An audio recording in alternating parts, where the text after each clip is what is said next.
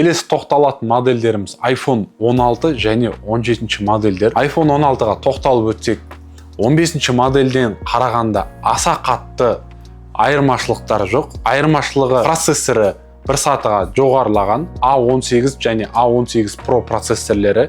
Камерадан аса қатты ерекшелік жоқ. Камерасы сол 48 мегапиксель және қосалқы кнопка қосылған. Сол кнопка батырма арқылы сіз камераға болмаса басқа да функцияларды қоса аласыз. Корпусы титановый корпустан және бұдағы ерекше түстің бірі дезерт түсі. Ал биылдан бастап, 2025 жылдан бастап iPhone 17 линейкасы шықты. Бұл модельде өзгерістер 16 модельмен қарағанда байқалады. Корпусы металлический болып келеді және iPhone өзінің тарихындағы ең жіңішке iPhone ол Air моделі. Air моделі мен Pro версияларының характеристикалары бірдей. Оперативкасы 12, процессоры A19 Pro. Air'дағы бір кемшілігі бұл жерде бір ғана камера бар және аккумулятор сыйымдылығы Pro мен Pro Max-тан төмендеу жүреді. Память бойынша 17 линейкада 256-дан және 2 терабайтқа дейінгі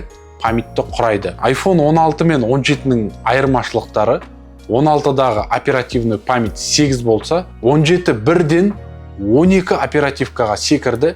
Яғни алдыңғы модельден қараған кезде де телефон одан ары жылдам жұмыс істейтін болады. Корпусы бойынша iPhone 17 модель 16-ға қарағанда қайтадан металлический корпусқа ауысты. Бұл телефонның қызып кетуінен сақтайтын болады. iPhone 17 модельде тағы бір жақсарған нәрсе ол камералары.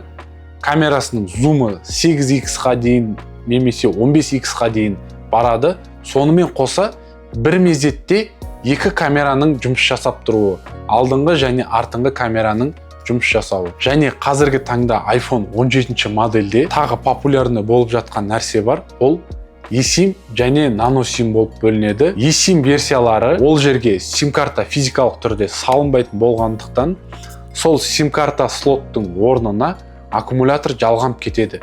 Яғни аккумулятор сыйымдылығы одан да жоғары қызмет ететін болады. Жалпы достар, мен сіздермен қазір iPhone 11-ден 17-ге дейін характеристикалары туралы кішігірім ақпараттармен бөлісіп кеттім. Негізінен iPhone-ды қалай таңдайды және кімдер не үшін таңдайды?